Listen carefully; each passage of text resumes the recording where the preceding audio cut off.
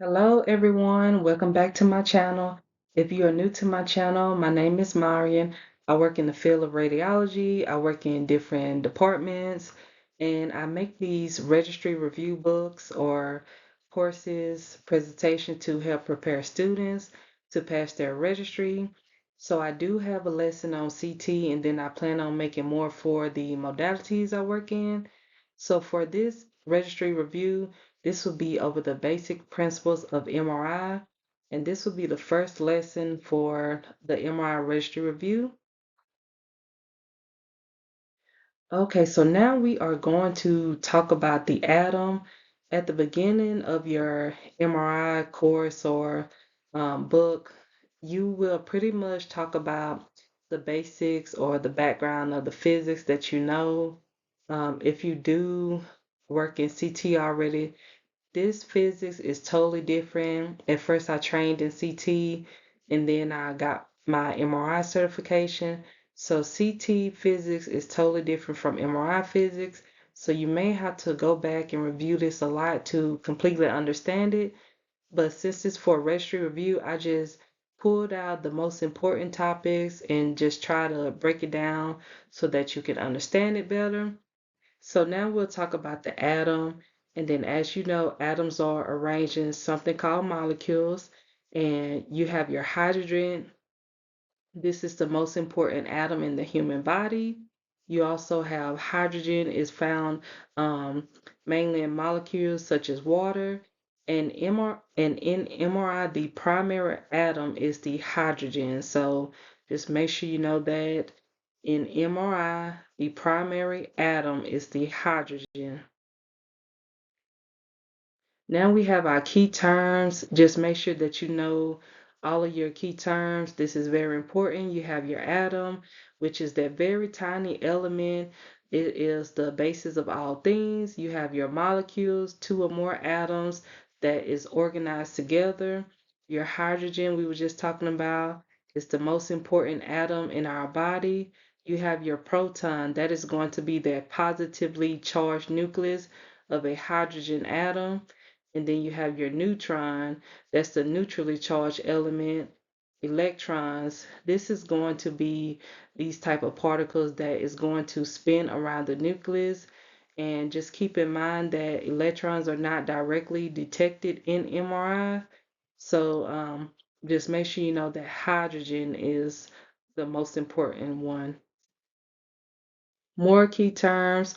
Your atomic number is the sum of the protons in the nucleus. You have your atomic weight or mass number. They both mean the same thing, but it is the sum of the neutrons and protons within that nucleus. And then keep in mind your isotopes, which is the atoms with the same number of protons, but it will have a different number of neutrons. So just keep that in mind. And then this is just a breakdown. I don't know if you remember whenever you was in high school, how you had to take that the physics class or the science class where it go over the periodic table. And you can see right here that you have your atomic number is going to be above C. So the atomic number in this picture is 6. Your element symbol, keep in mind, is the C, but the name of the element is carbon. You have your atomic mass number is 12. So you can go back and look at this illustration. Just keep all of this in mind. And then for the motion in the atom, keep in mind that the electrons will spin on their own axis. You have your electrons that is going to orbit the nucleus, and you also have the nucleus spins about on its own axis. So the principle behind MRI, it will be relying on the spinning motion of the nuclei within our bodily tissues.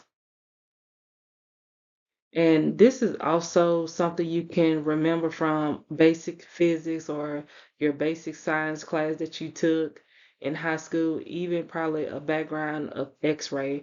You have your proton, which is going to be positive, electron is negative, your neutron does not have a charge. And then the model of the atom, if you want to just review this, and know where each one is located at. Michael Faraday, he has the law of electromagnetic induction. This was invented or established in 1833. Know that this law is connected with or between the electric and magnetic fields in motion. And his law is very important. I will make sure that you know the importance of his law. You can just read this and make sure that you know Michael Faraday's law. And if you remember your periodic table from high school, whichever science or physics class you took, this is the most important elements from the periodic table that we focus on in MRI. You have your hydrogen, carbon, nitrogen, oxygen, all of this. And then I also put to the side, you see those numbers. Make sure that you know which number goes to which. So make sure you know hydrogen goes to 1 and 13 goes to carbon. And the numbers are the atomic numbers, just in case you do not know. The alignment in MRI, you have the symbol for the main static magnetic field, which is going to be V0. So just keep that in mind. It is also measured in Tesla. And then just know the difference between parallel alignment and anti-parallel alignment. Both of these are very important because one is going to spin up. You have your parallel alignment, which is going to be aligned and spinning up or upward. And then the anti-parallel alignment is going to be spinning downward. And then this is an example right here. You probably cannot see my cursor pointing, but you see that the arrow is pointing upwards for the parallel and then it's pointing downwards for anti-parallel. And then this is just more examples for you to just go back and review. It can better help you understand how everything is aligned. And make sure that you know your net magnetic vector. And that is also going to be called your longitudinal plane or z-axis. Is going to align parallel to the main static magnetic field. So you can see in the example how the red arrow is pointing upwards towards z, which is the longitudinal plane or z-axis.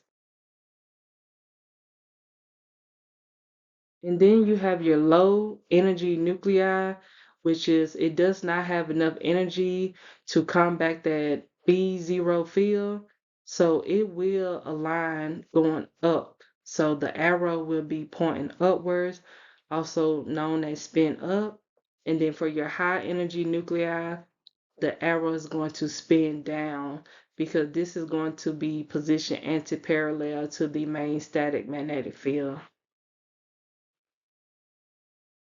You have your key terms. This is important to remember.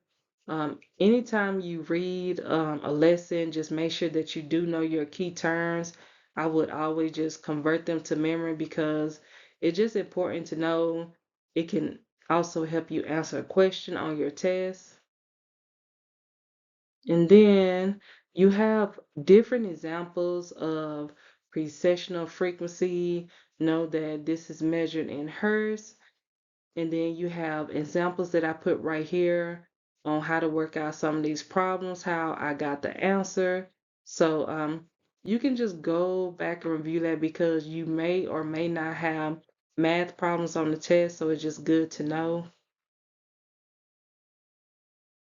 And then you have your spin up. This is an example, and your spin down.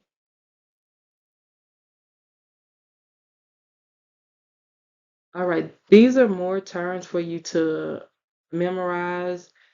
It's just very important for you to know your vocabulary words. And then also keep in mind that if that right energy is given, you have your NMV, which is going to align along the transverse plane or at 90 degrees to the B0 or static magnetic field. And then just make sure you know your terms from this page. Faraday's law is very important to know as well. I would convert this law to memory. And about Faraday's law, you can know that this law also states a change in the magnetic field will cause movement of the charged particles, and this is known as electrons. Your free induction signal, which is going to be that decaying or loss of signal whenever you have that relaxation period. And also, it's very important to know your pulse sequences. We'll get to that later on in a chapter or lesson, but it is the timing of the RF pulses and TR and TE. These are very important to know. For your TR or repetition time is going to be that time from the application of one RF pulse to the next. And then for your TE is going to be that RF excitation pulse, that peak of the signal that is induced in the receiver coil. And depending on where you are, like in your studying or clinical, whenever you do go work in MRI and you start doing your clinical hours, or you may have already done your clinical hours, so whenever you do go back to the clinical setting, pay attention to the TR and the TE and watch what happens whenever you increase one or decrease the other. And I also have examples of that under, I think it's under MRI, my MRI playlist. I play with the numbers on the scanner and I show you what happens to the time whenever you increase the TR, or what happens to the signal whenever you increase or decrease the TR. So you can go back and watch those videos if you want to. And TRT is very important. Make sure that you know it, convert it to memory. And for TE, you can think of it as the decaying or the relaxation period. That probably can help you think about TE better. And then for your TR, this will determine the T1 relaxation that has occurred whenever that signal is going to be read.